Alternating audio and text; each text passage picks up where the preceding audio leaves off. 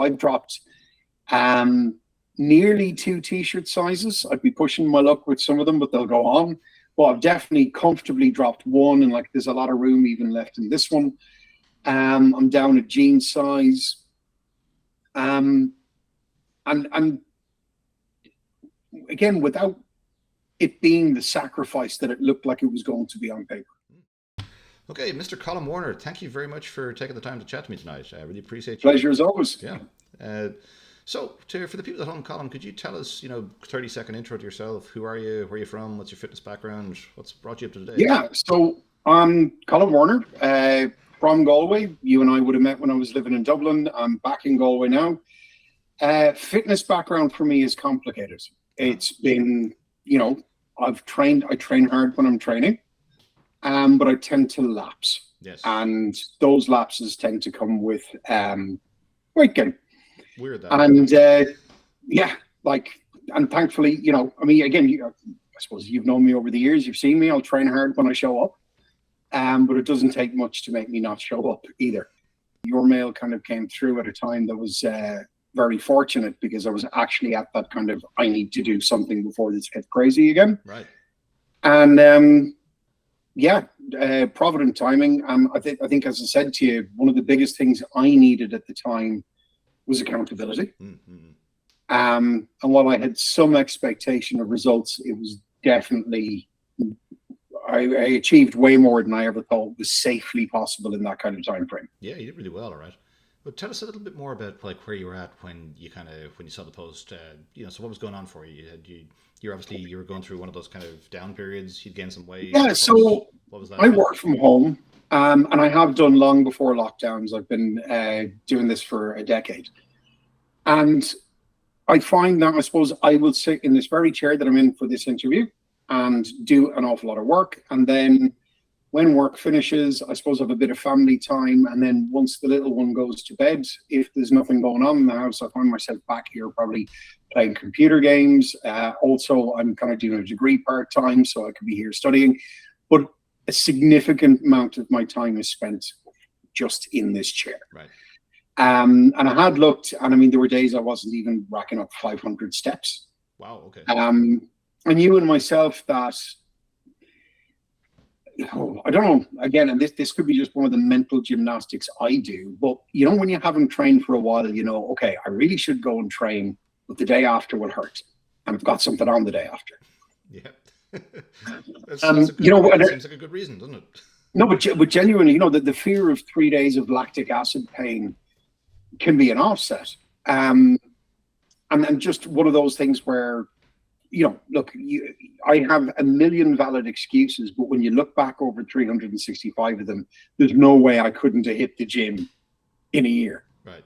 Especially, I have one in my garage. I think I've mentioned that as well. So it wasn't even about getting into town or, only being free after gyms close. Yeah, I have a decently... Yeah, absolutely. And I just haven't. And it means that, over time I've deprioritized. And I suppose I hadn't been, as I say, accountable either, and that was a big thing for me, was, having someone I'm checking in with, measuring progress, admitting bad days to, celebrating good days with. That alone would have been worth the cost of entry to me. Again, the results were much better than I anticipated. I kind of hoped this would kickstart me into something new rather than almost be a fait accompli of itself. And did it have that effect? You've kind of kept going afterwards? You've been... Yeah, absolutely. It's great. As I was kind of mentioned there when the course ended, I still make some mistakes. I just make vastly fewer than I used to. And also, I've got that now. And now I'm reluctant that, I do something silly in the middle of the day, dietary-wise. Rather than going, well, it's today written off, which becomes, fuck it, diet's always starting a Monday.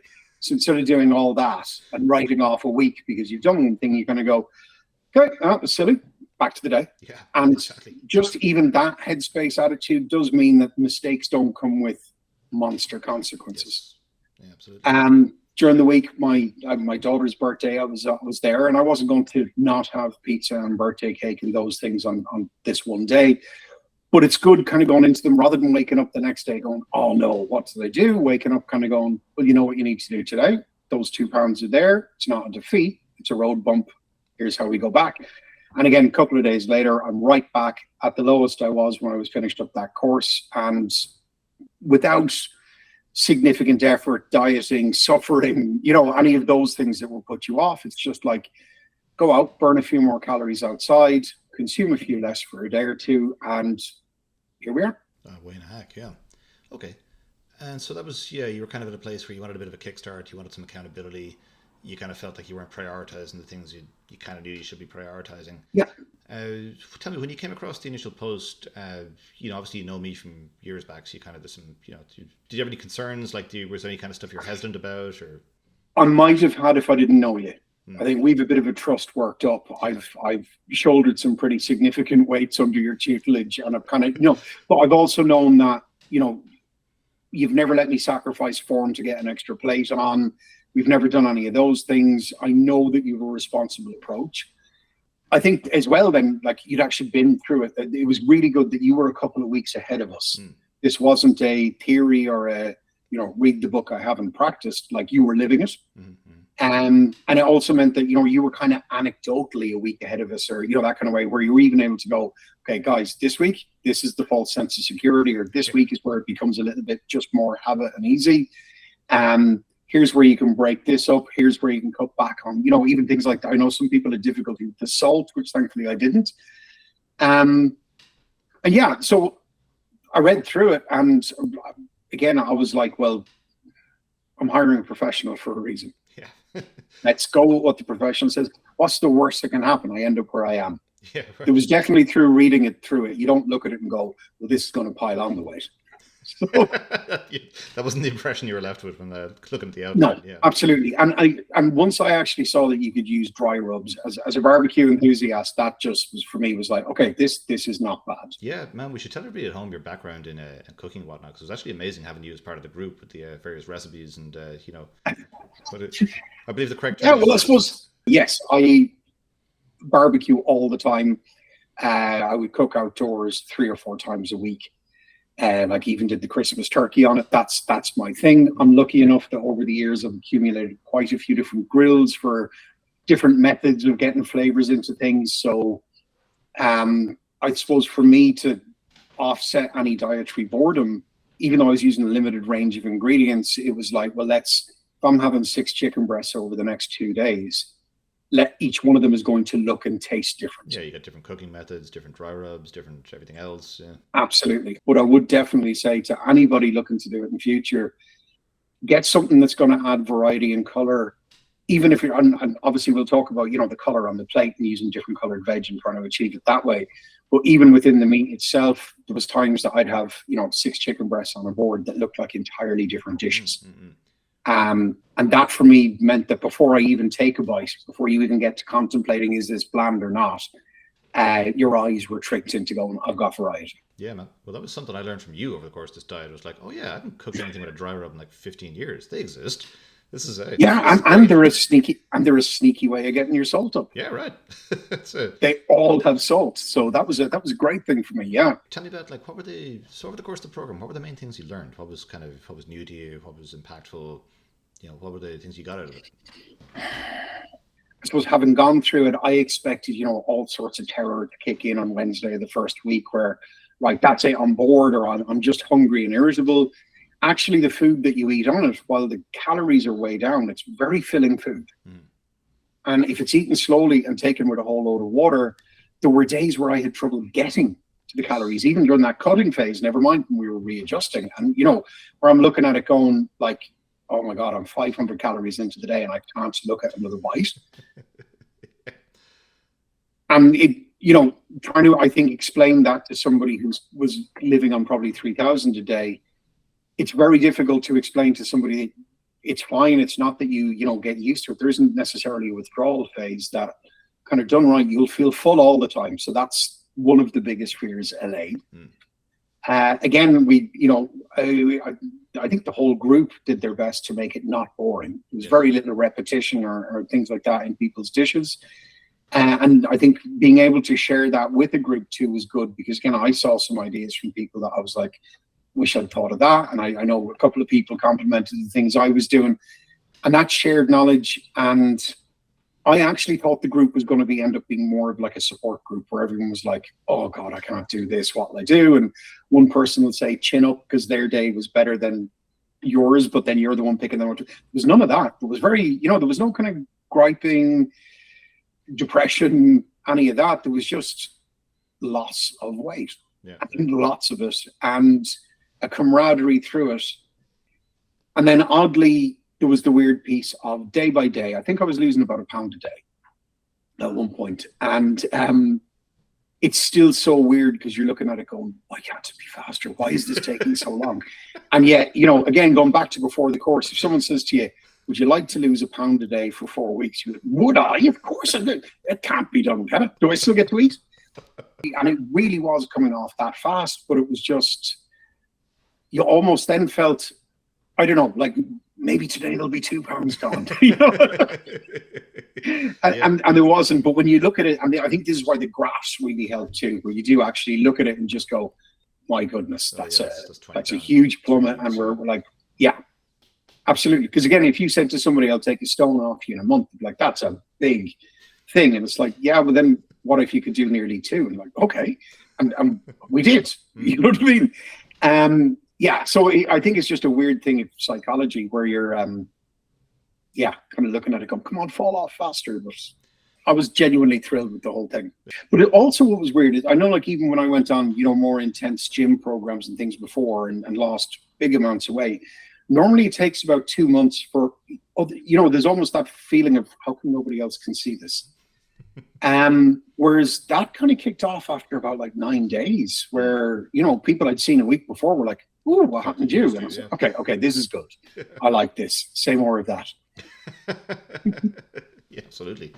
Okay, so let me ask you a flip side question. Suppose if you hadn't started the program, what do you think would have happened instead? Like, where do you think you would have been 6 weeks on? What would have happened to you? Or I think I'd still be where I was beforehand, still telling myself that something's going to kick off next Monday, and possibly £1 or 2 over that. Because again, I wasn't ballooning. I was gaining, £1 a month, the type of thing that you don't worry too much about. And then it's been 24 months. Right. And you haven't noticed it go on, but you do know you're bigger and you have bought a bigger size of clothes recently, or, there's certain buttons that still close on you, but you're kind of worried about how good the thread is. The thread's doing a lot of work, Yeah. So it was lovely to start getting back into, so I've dropped nearly 2 t-shirt sizes. I'd be pushing my luck with some of them, but they'll go on. But I've definitely comfortably dropped 1, and like there's a lot of room even left in this one. I'm down a jean size. And again, without it being the sacrifice that it looked like it was going to be on paper. And what's been the consequence of that for you? Like now that you've lost this weight, you're down these clothes sizes, how do you feel? How's life different? So again, I feel obviously, a little bit more confident in myself.